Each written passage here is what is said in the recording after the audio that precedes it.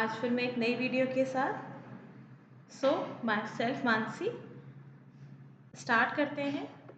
तो previous videos में हमने देखा था होम एंड ट्रांसफॉर्म। तो यहाँ पर हमने स्क्रिप्टिंग कैसे लगाते हैं, रिप्लेस कैसे करते हैं, वैल्यू के स्प्लिट कैसे करते हैं।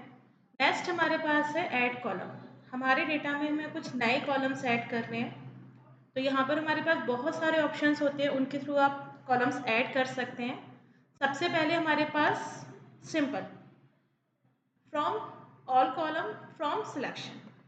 तो पहले हम सिलेक्शन की बात कर लेते हैं। मैंने यहाँ पर सेगमेंट कॉलम और कंट्री कॉलम इनको सिलेक्ट कर लिया। अब यहाँ पर हमारे पास फ्रॉम सिलेक्शन, तो यहाँ पर मैंने लिखा गवर्नमेंट स्पेस कंट्रोल एंटर। तो वो दोनों कॉलम आपस में मर्ज हो जाएंगे। अब यहाँ पर सिलेक्शन की बात हुई है। अगर मैं सिलेक्टेड कॉलम में से वैल्यू ना लूँ, दूसरी वैल्यू जो मेरे अनसिलेक्टेड कॉलम है उनमें से ले लेते हैं।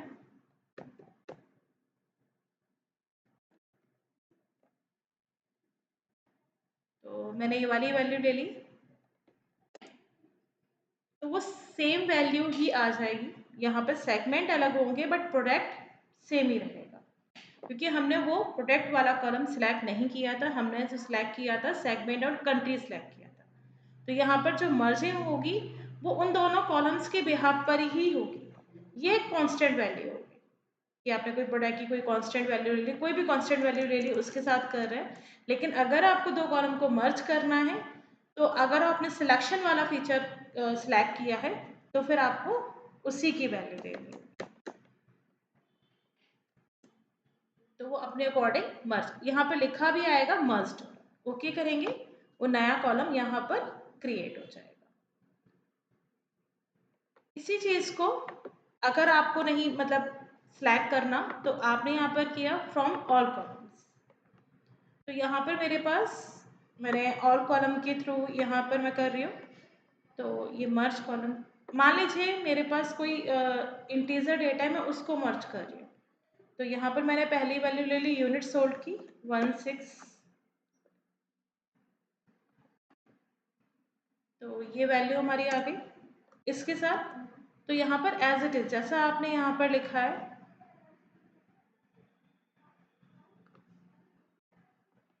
मान लीजिए मैंने मैन्युफैक्चरिंग प्राइस और यूनिट सोल्ड को मर्ज किया, तो एज इट इज वो वैल्यू यहाँ से उठा लेगा। यहाँ पर 3 है तो 3 आएगी, 5 है तो, क्योंकि यहाँ पर हमने सिलेक्ट नहीं किया था, तो यहाँ पर आप किसी भी कॉलम, दो कॉलम्स को मर्ज कर सकते हैं।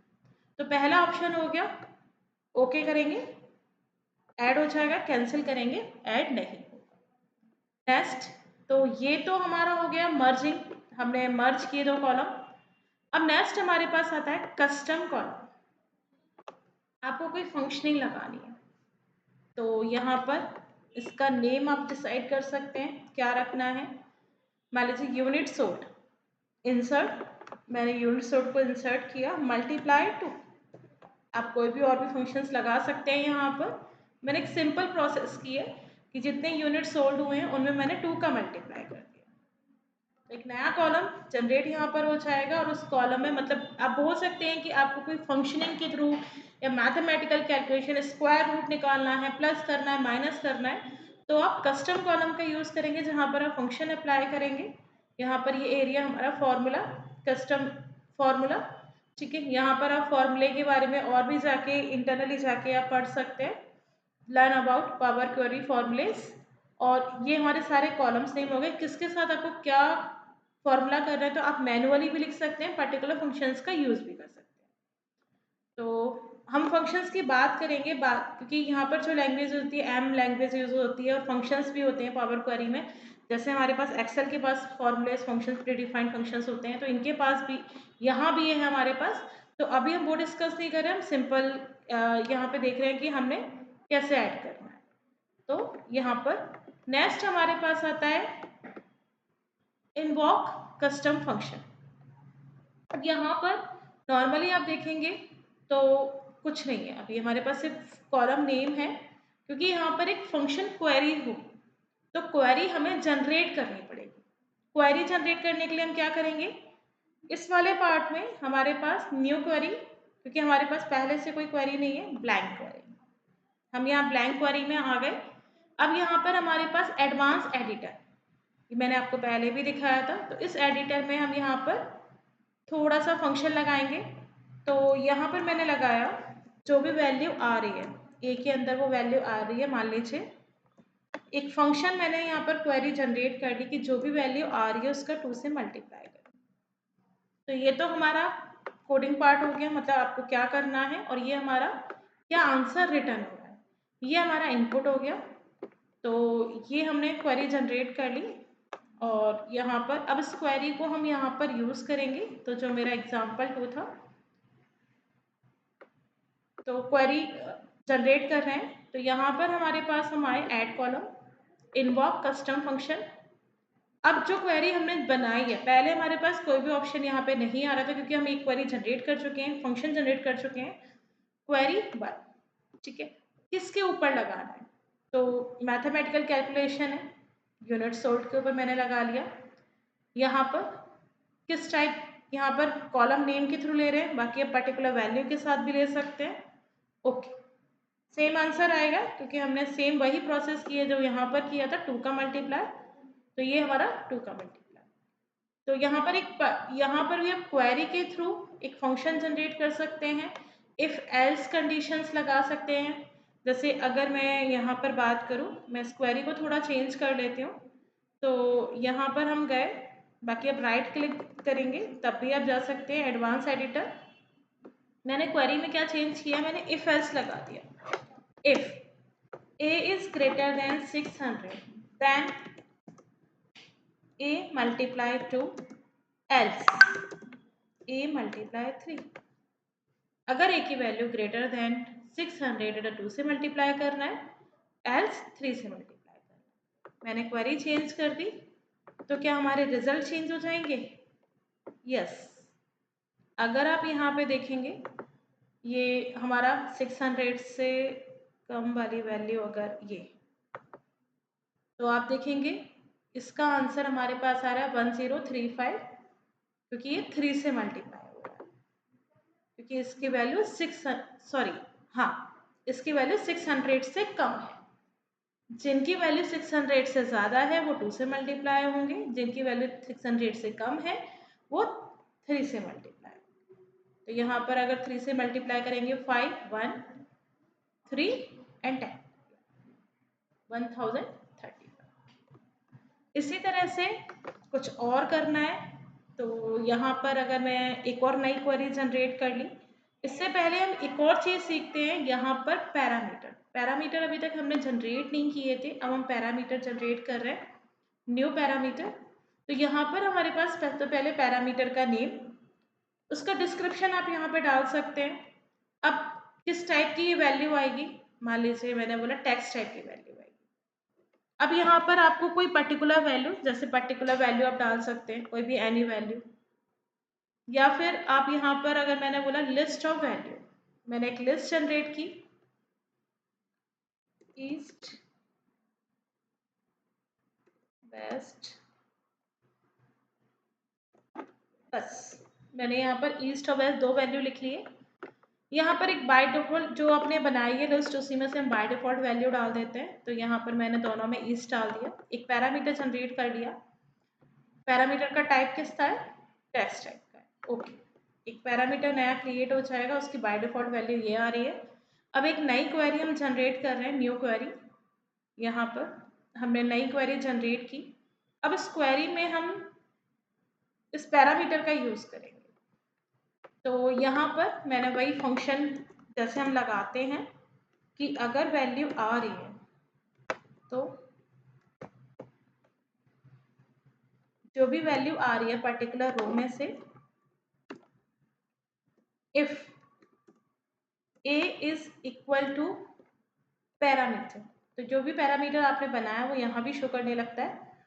तो यहाँ पर अगर ऐसा है देन हेलो एल्स बाय, हमने पैरामीटर के थ्रू हमने क्वेरी जनरेट की। क्वेरी हमारी नॉर्मली बन चुकी है। तो यहाँ पर मैं अगर इसे रन करूँ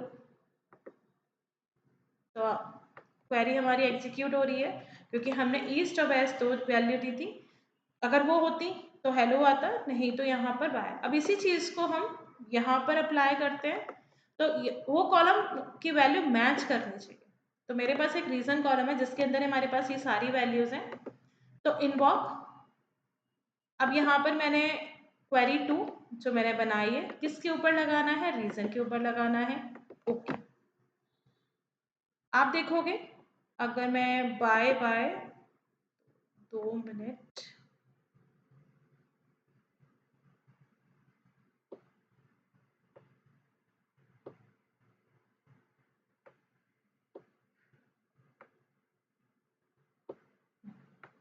जहाँ पर ईस्ट है वहाँ पर हमारे पास हेलो आ गया।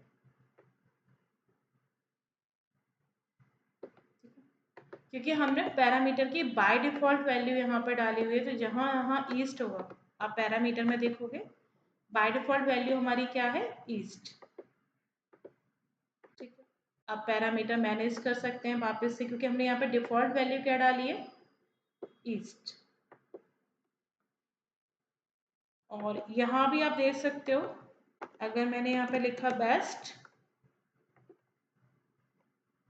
तो यहाँ हम अब हमारे पास जैसे ही मैंने पैरामीटर की वैल्यू चेंज की, बेस्ट, बेस्ट पे हेलो आ गया। ठीक है, जहाँ जहाँ बेस्ट है, मैं ऐसा करती हूँ, कॉलम को यहीं पे ले आओ।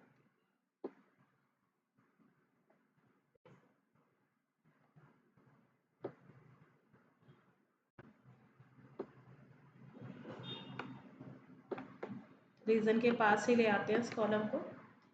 तो देखो बेस्ट है हेलो।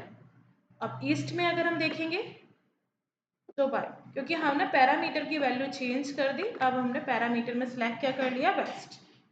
तो इस तरह से आप अपने अकॉर्डिंग चीज़ें, जो भी पैरामीटर की वैल्यू होगी, तो पैरामीटर कैसे क्रिएट हुआ और उसकी हमने क्वेरी कैसे जनरेट की, यहाँ पर हमने वो देखा। तो नए कॉलम्स क्रिएट कर सकते हैं। अभी इसमें और भी ऑप्शंस आते हैं, कंडीशन कॉलम, अब पर्टिकुलर कंडीशन लगा के कॉलम, तो ये हम नेक्स्ट क्लास में करेंगे। अभी हमने जो देखे, हमने 3 तरह से देखे, column from example, custom column, inbox, custom function.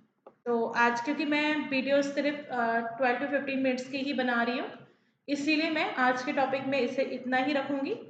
ये पार्ट हमारा सेम वैसा ही है जैसा हमने देखा था ट्रांसफॉर्म्स में। ठीक है, बस हमारा ये पार्ट हमें नेक्स्ट वीडियो में देखना है। इसके बाद हमारी पावर क्वेरी ऑलमोस्ट फिनिश हो जाएगी, देन हम पावर बीआई पर स्विच करते हैं। So thank you for today video. Thank you so much. If you like my video, please subscribe and share. Thank you so much.